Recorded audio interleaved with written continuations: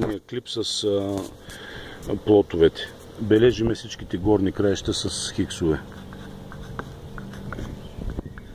И така, половината на дъските, както са така, ги обръщаме по този начин. Т.е. ако това е оста Y, ги завъртаме по Y на 180 градуса. Бележиме ги в горния край с нули. Така, и съответно главата на фрезата и ги започваме всичките. Значи, минаваме с хикса напред, следващата с хикса напред, следващата хикса напред.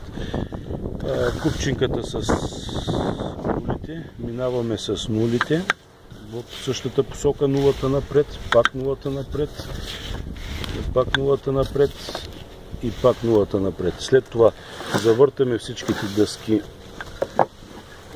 наобратно да дойдат.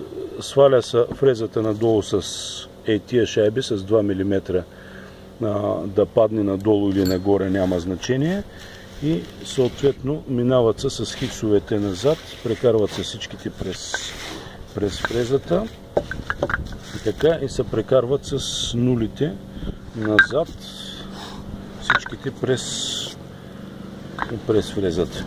Така, и какво ще стане, се разбере след малко. Тъй, айде, момчета.